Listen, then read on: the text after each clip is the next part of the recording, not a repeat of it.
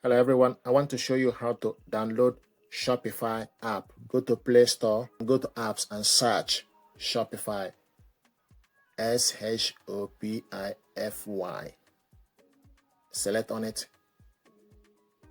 4.2 stars, 66k reviews, 10 million plus downloads. Select install. It's getting ready.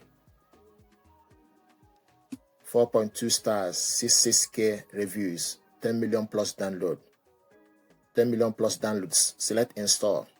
This is Shopify app. It's getting ready. So the app is getting ready. You sell products online.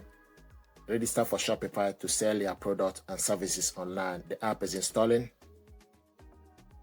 So the app is installed. Then select open. This is Shopify app.